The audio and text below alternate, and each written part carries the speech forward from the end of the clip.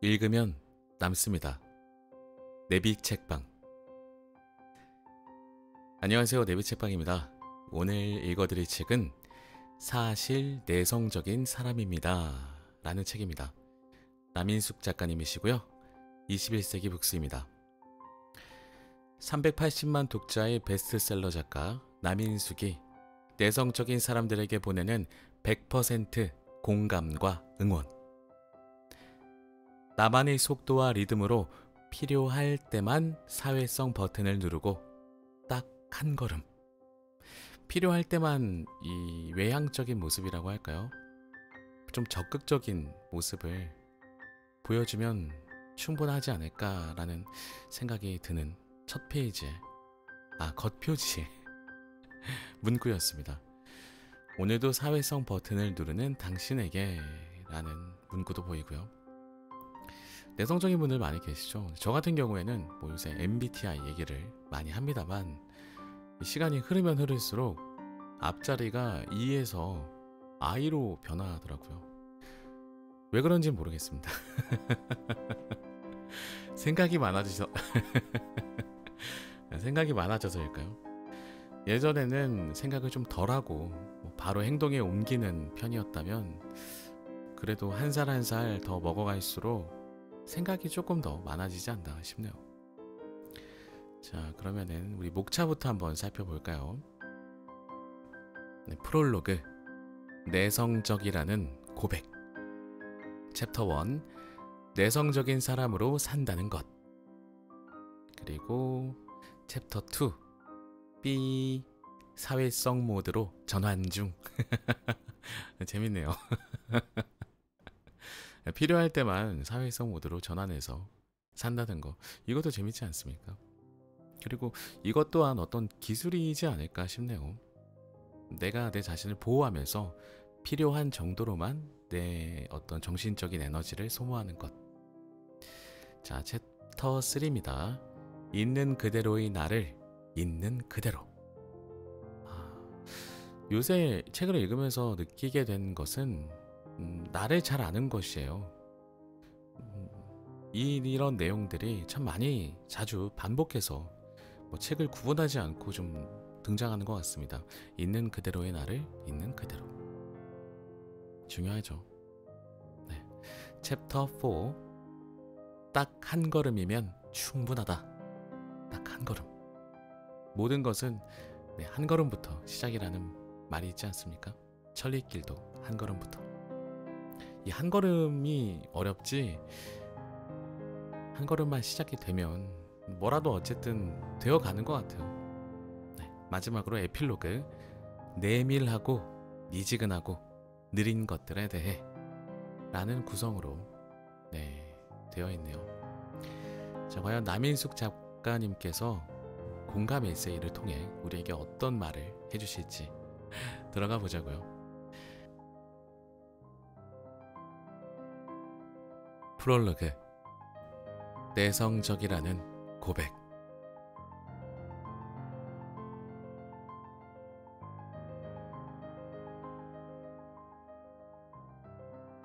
나 내성적인 사람이야.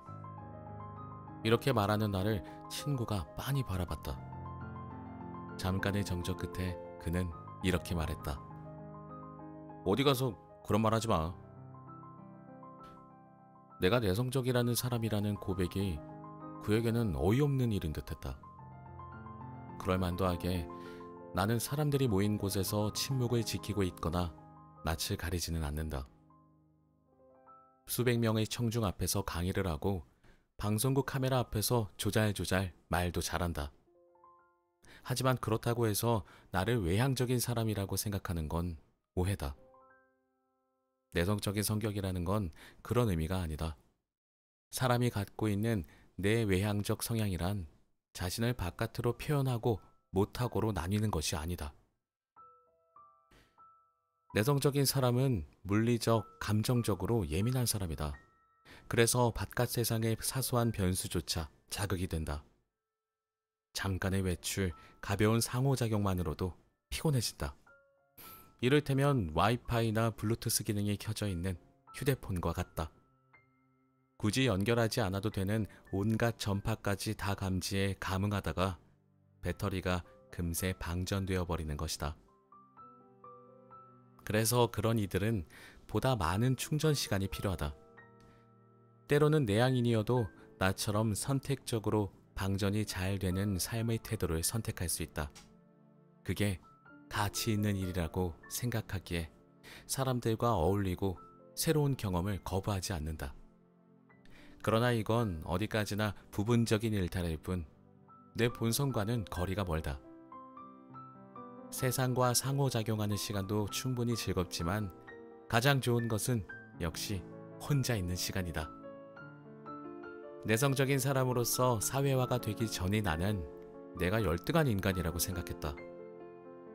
사람들과 쉽게 어울리지 못하고 관계의 중심에서 늘 밀려나는 스스로가 한심했고 앞으로의 삶이 걱정스러웠다.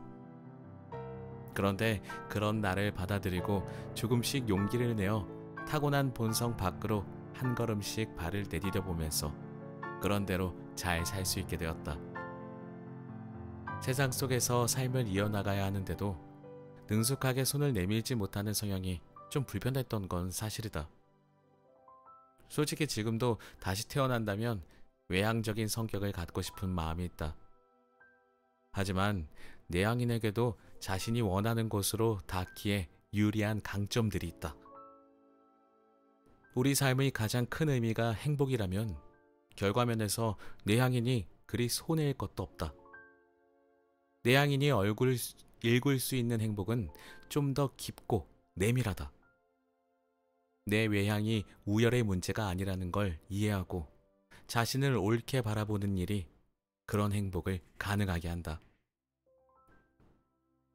당신이 내향인이라면 지금부터 내가 할 이야기 중 어떤 부분에는 공감이 갈 테지만 그렇지 않은 부분도 있을 것이다. 내향인들은 아주 다양한 얼굴을 하고 있다. 그러나 나와 남들이 미처 이해하지 못했던 것들을 새로 아는 경험은 스스로를 머저리라고 여기는 이들이 삶을 완전히 다른 빛깔로 바꿔주리라는 것만큼은 분명하다. 내성적인 사람들이 타고난 바탕 위에서 좀 더 자유롭고 행복해졌으면 좋겠다. 자, 내성적인 사람이라는 건 내 외향의 어떤 우열의 문제가 아니라는 걸 이해하고 자신을 옳게 바라보는 일이 행복을 가능하게 한다고 저자분께서 말씀해 주셨어요. 그리고 내향인이 읽을 수 있는 행복이 좀 더 깊고 내밀하대요. 제가 이거를 읽을 수 있는 이란 표현을 오랜만에 책에서 봐서 제가 발음 실수를 좀 했습니다. 죄송합니다. 자, 프롤로그에서부터 이렇게 따뜻한 어떤 위로와 그리고 격려를 좀 받는 기분입니다. 네, 저는 앞자리가 아이가 된 지 좀 됐어요. 그래서 그나마 저는 이에 좀 가까운 아이라고 생각하는데 한번 본문에서 어떤 말씀을 해주실지 기대를 가지고 한번 들어가 보도록 하겠습니다. 챕터 1. 내성적인 사람으로 산다는 것. 나는 내향인일까? 외향인일까? 내가 내성적인 성격에 대해 쓰고 있다는 이야기를 하면 사람들은 대부분 가장 먼저 이렇게 말한다. 나도 내성적인 사람인데. 한국인의 8알이 내성향이라는 말이 있을 정도니 어찌 보면 당연하기도 하다. 8알이나 되나요? 전혀 몰랐네. 그러나 아무리 봐도 외향인인 사람조차 이렇게 말한다. 외향인인 분들도 자기가 내성적이라고 말을 한다는 얘기군요. 계속 읽겠습니다. 사람들은 여럿이 모인 자리에서 존재감을 드러내며 농담을 하거나 SNS에 과감한 셀카를 올리며 관심을 끄는 이들만을 외향인이라고 생각한다. 하지만 그렇게 눈에 띄는 행동을 하지 않아도 외향인인 경우가 많고 그런 행동을 하는데 내향인인 경우도 제법 있다. 저는 이 배우분들이 내향적인 성격이 많으시다고 들었거든요. 근데 막상 딱 카메라가 돌기 시작하면 엄청난 연기들을 보여주시잖아요. 네. 그러니까 뭐 SNS를 적극적으로 하신다고 해서 꼭 외향인인 경우는 없을 거라고 생각이 듭니다. 네, 맞네요. 계속 읽겠습니다. 기본적으로 인간은 많은 사람 앞에서 긴장과 두려움을 느끼게 되어 있다. 그런데 그것에 익숙해진 이들이 능숙하게 처신하는 모습을 본 사람들은 자신이 내성적이어서 그만큼 의연하지 못하다고 착각한다. 남 앞에 잘 나서는 사람들은 무조건 성격이 외향적이기보다는 남 앞에서만 발휘될 수 있는 재능을 가져서 자기 성격을 그에 맞춘 사람들이라고 보는 편이 더 맞다. 아, 정확하네요. 네. 배우분들이 딱 생각이 나네요. 내 지인 중에는 언어 감각이 좋아서 한마디씩 말을 던질 때마다 그 자리를 웃음으로 초토화하는 사람이 있다. 그러다 보니 자꾸 사람들의 주목을 받고 그 기대에 부응해 사람들을 나서서 웃기는 게 습관이 되어 있었다. 제 친구들과 또 저의 모습이 생각이 납니다. 저희는 서로 웃기려고 막 혈안이 되어 있거든요. 덕분에 자리는 즐겁습니다. 그러나 그는 실제로는 성격이 너무 내성적이어서 웬만해서는 사람 많은 자리를 피하고 여가 시간에 혼자 보내고 싶어 한다. 대중 앞에 서는 일이 직업인 연예인 중에도 이런 사람이 부지기수다. 공개적인 활동을 하는 게 외향성의 척도는 아니라는 말이다. 결국에는 외향적인가 내향적인가를 겉모습만 보고는 알 수 없다는 말인 것 같습니다. 우리도 모르게 이 사람 외향적이니까 괜찮겠지라고 생각을 하면서 좀 오해를 해서 그 사람을 대하는 방법을 좀 이렇게 잘못 선택할 수가 있잖아요. 그러니까 사람이 외향적인지 내향적인지는 섣부른 판단은 좀 금물이라는 생각이 듭니다. 계속 읽겠습니다. 전에 인터넷에서 발견한 내 외향성 검사를 체크해봤더니 내가 무려 중간 정도의 외향인으로 나왔다. 그도 그럴 것이 사람들을 만나는 것이 좋은가? 사람들 앞에서 말을 잘하는 편인가?처럼 자기 표현 여부에 관한 문항이 대부분이었다. 뭐 이런 검사가 다 있나 하고 자세히 살펴봤더니 그 검사지는 고등학생 이하에게만 유효한 것이었다. 같은 검사인데도 14세 이하에게만 권장한다는 곳도 있었다. 그러니까 달리 말하자면 아직 사회화되지 않은 아이들의 기질만이 자기 표현으로 측정되는 것이다. 내향성과 외향성은 표현이 아니라 기질의 문제로 볼 때 사람을 이해하는 도구가 될 수 있다. 여기서 힌트를 하나 보태면 자기 성향이 어느 쪽인지 알 수 없을 때는 초등학교 시절의 모습이 어땠는지 떠올려 보면 된다. 어린 시절에는 태어난 기질대로 살다가 사회화를 거치면서 우리는 그럭저럭 비슷한 모습의 사회인이 된다. 저는 어렸을 때 개구쟁이긴 했습니다. 여러분은 어떠신가요? 내향인과 외향인은 도파민 수용체에 차이가 있다고 한다. 도파민? 호르몬까지 나오네요. 도파민은 행복, 쾌락, 흥분과 관계된 호르몬인데 새로운 경험이나 자극에 의해 분비된다. 외향인은 도파민이 선사하는 신경적 흥분에 보다 둔감한 사람이다. 그래서 도파민 분비를 부르는 외부 자극에 스트레스를 받지 않는다. 오히려 자극 없이 지루한 환경을 고통스러워한다. 그렇다면 저는 내향인이 맞습니다. 전 평화로운 걸 좋아하기 때문에.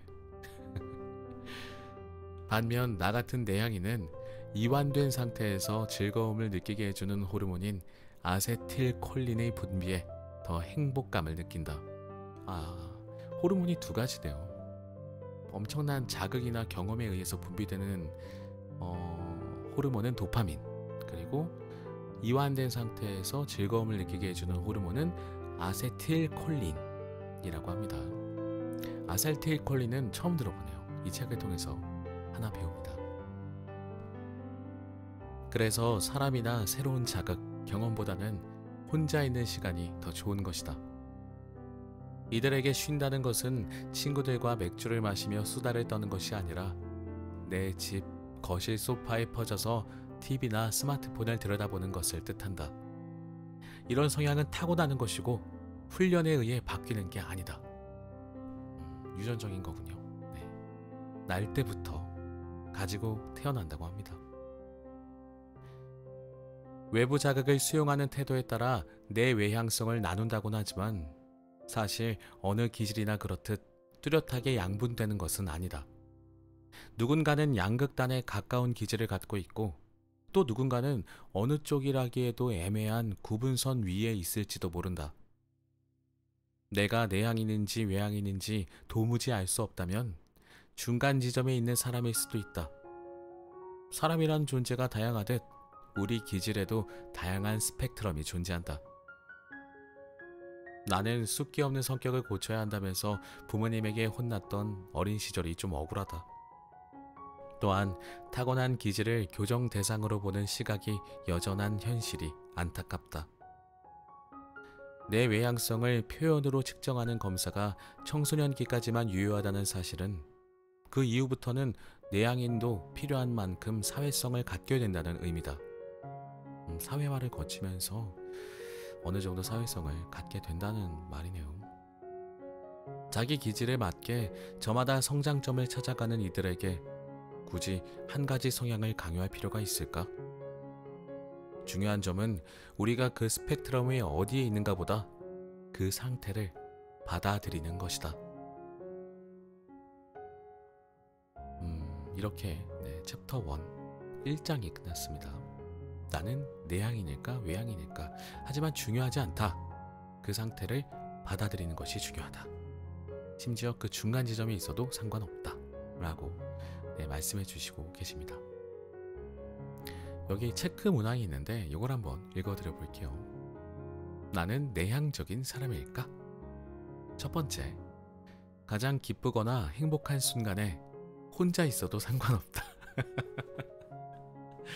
네, 이거는 제가 가끔 라이브 할 때 청취자분들과 나눴던 대화 중에 있었는데 제 생각은 그렇습니다. 기쁜 일은 혼자 있을 때도 언제나 기뻐할 수 있지 않습니까? 운이 좋게도 복권에 당첨이 됐다고 한다면 굳이 그걸 누구에게 얘기하지 않아도 나는 너무 행복할 자신이 있거든요. 네, 그래서 저는 혼자 있어도 상관없다에 체크가 가능할 것 같습니다. 자, 두 번째, 여행 일정이 잡히면 좋으면서도 스트레스를 받는다. 저 이거 좀 공감해요. 좋은데 스트레스를 받는다는 거는 여행이 가기 싫어서는 아니고 뭔가 준비가 덜 됐나? 이런 것 때문에 제가 스트레스를 좀 받을 때가 있습니다. 그래서 세 번째, 일주일 동안 외출 안 하고 사람을 안 만나도 심심하지 않을 자신이 있다. 이건 그냥 넘어가겠습니다. 네 번째, 외근을 나갔다가 두어 시간 비면 근처에 있는 지인을 불러내는 것보다 혼자 커피숍에서 쉬는 게 좋다. 저는 지인을 좀 불러내는 편이었던 것 같습니다. 그냥 어느 지역에 갔는데 그 근처에 사는 친구가 있어. 그럼 전화는 한번 해봐요. 예, 저는 해봅니다. 시간 돼? 잠깐 커피 한잔 할래? 이런 식으로. 다섯 번째, 시련이나 배신 같은 일로 크게 상심한 직후에는 혼자 있고 싶다. 이건 누구나 다 그렇지 않을까요? 아닌가? 자, 그 다음 여섯 번째, 사람이 많이 모이는 모임은 피곤하다. 1대1 만남이 좋다. 자, 일곱 번째, 대화할 때 상대의 말이 재미있다면 듣기만 하는 것도 좋다. 굳이 내가 말할 필요를 못 느낀다. 이건 공감합니다. 네. 여덟 번째, 내가 한 말을 후회할 때가 많고 그걸 오래 기억한다. 맞아요. 저 이거 굉장히 심합니다. 나 그때 왜 그랬지? 걔가 이 말을 듣고 좀 상처받지 않았을까? 이런 생각들을 좀 많이 하는 편이에요. 자, 아홉 번째, 내 방에서 혼자 있는 시간이 가장 행복하다. 이건 누구나 다 행복하지 않을까요? 아홉 번째까지 이거는 제가 맞죠. 열 번째, 상대의 어쩔 수 없는 사정으로 약속이 취소되면 불쾌하기는커녕 오히려 기분이 좋아진다. 그렇다고 만남이 싫은 건 아니다. 막상 만나면 즐거운 시간을 보낸다. 둘 다 괜찮습니다. 11번째, 긴장성 두통에 시달릴 때가 많다. 저는 이렇진 않네요. 마지막 12번째, 일을 버리는 게 싫다. 그러나 일단 버린 일은 마무리하지 못하면 스스로 스트레스를 받는다. 이거 좀 공감합니다. 자, 위에 지금 체크 사항들이 많이 있었는데 문항들이 많이 있었죠. 하나, 둘, 셋, 넷, 다섯, 여섯, 일곱, 여덟, 아홉, 열, 열하나, 12문항입니다. 이 12개 문항 중에 10개 이상이 해당이 되면 전형적인 내향인이라고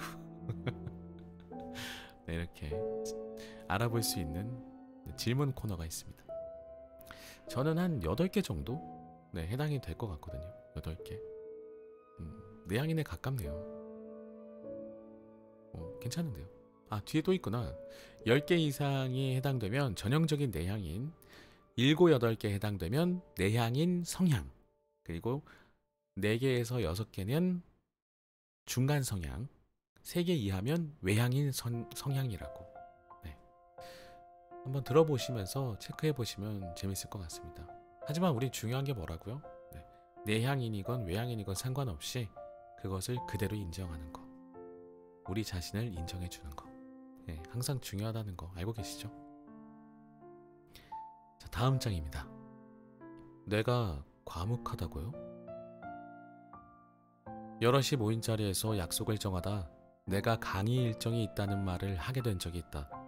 그러자 거기에 있던 지인 한 사람이 세상 해괴하다는 표정을 지었다. 네가 강의도 해? 너무 해괴했나? 죄송합니다. 굳이 부연하지 않아도 그 말 속에 어떤 말들이 포함되어 있는지 알 것 같았다. 사석에서도 말주변이 없는 네가 많은 사람 앞에서 강의를 한다고 그게 가능하기나 해? 대략 이런 말을 덧붙이고 싶었을 것이다. 그 말을 듣고 나는 그가 의문을 품을 법도 하다고 생각했다.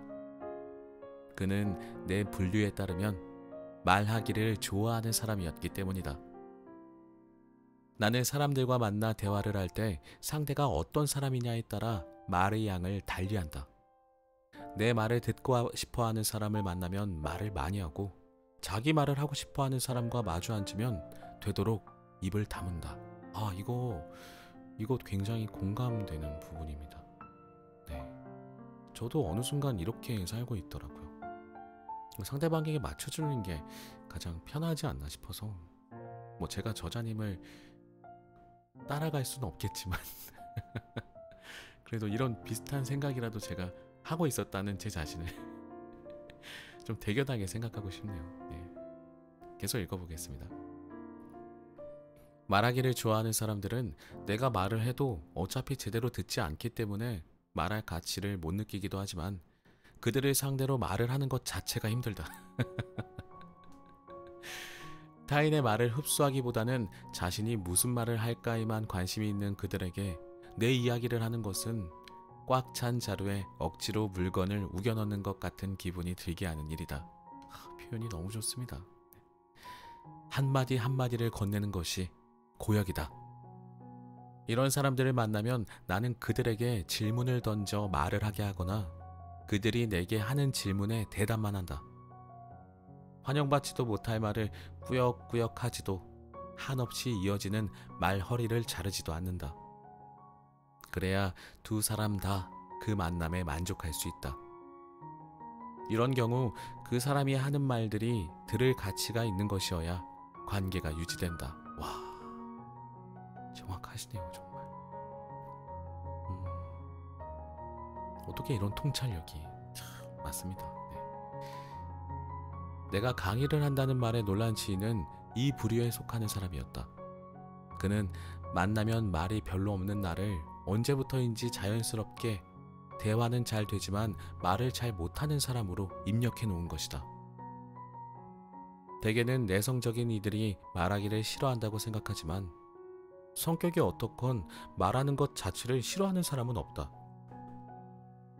사람이라면 누구나 속말을 꺼내놓거나 자신의 정보나 의견을 공유하고 싶어하는 욕구가 있다. 다만 내성적인 사람들은 자기 말을 듣는 상대의 반응에 좀 더 예민하다. 그들은 자기 말에 대한 시답지 않은 반응에 아무렇지도 않을 자신이 없다. 누가 상대의 반응에 무감할 수 있겠냐고.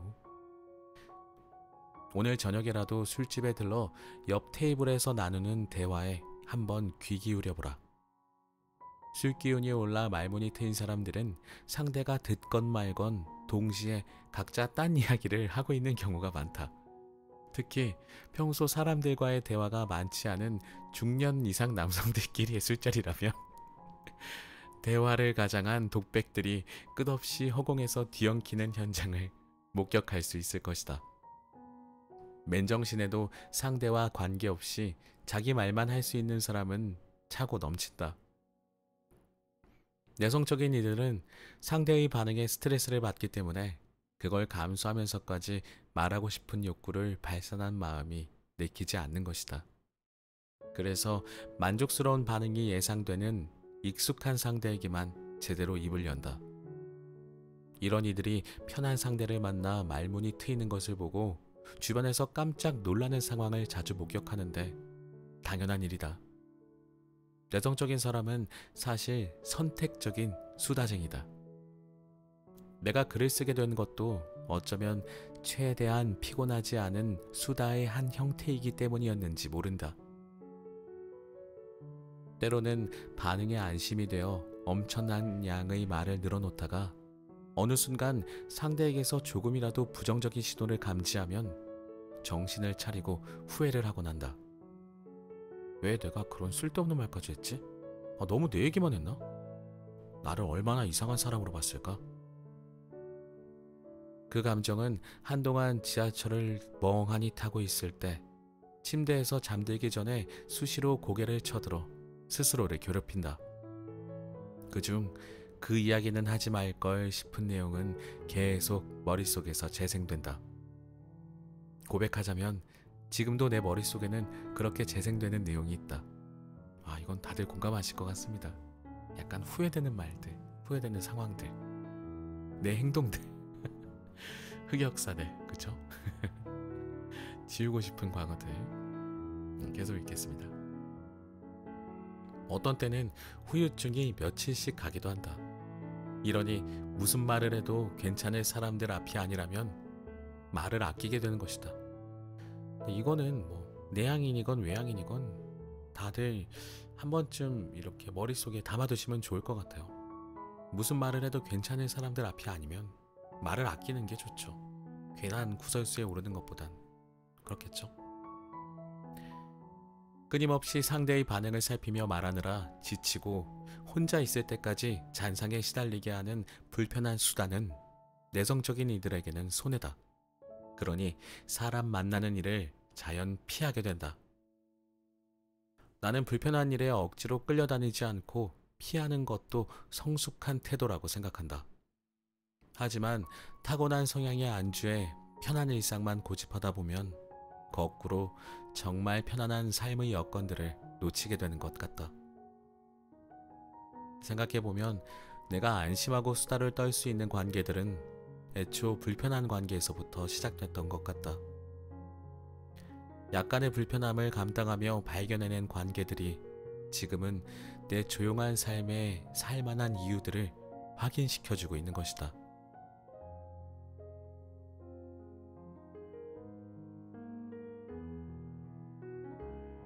그런 모험이 싫어 기존의 편안한 관계에만 기대면 더 쉽게 실망하고 그 관계를 잃었을 때 고립되고 만다. 아무리 내성적인 사람에게라도 고립은 좋지 않다. 나는 오랜 시간에 걸쳐 조금씩 내 비난한 에너지를 투자해 편한 관계를 맺은 여러 갈래의 친구들이 있다. 아주 가끔 그들을 만나 주책 없이 털어대는 말잔치는 이후에 다시 한참 이어질 혼자만의 침묵의 시간을 더 값지게 만들어준다. 수다와 침묵 사이에서 균형을 잡는 것. 이건 앞으로도 내가 내성적인 사람으로서 그런 대로 살아가기 위해 포기하지 않을 미덕이다. 네. 오늘의 책은 일단 여기까지 읽도록 할 건데요. 내성적인 사람에 관한 이야기 같지만 내성적인 사람뿐만 아니라 모든 사람에게 어떤 인간관계나 내가 인생을 살면서 어떻게 행동을 하며 살아야 할지에 대해서 좀 되게 편안하고 가벼운 분위기에서 부담스럽지 않게 그리고 친절하게 잘 알려주시는 그런 책인 것 같다는 생각이 듭니다. 자, 오늘의 책 사실 내성적인 사람입니다. 이 책을 외향적인 사람이라고 생각하시는 분들도 함께 읽어보시면 어떨까 싶고요. 저는 다음 시간에도 재미있거나 유익하거나 혹은 재미있고 유익한 책으로 다시 찾아뵙도록 하겠습니다. 감사합니다.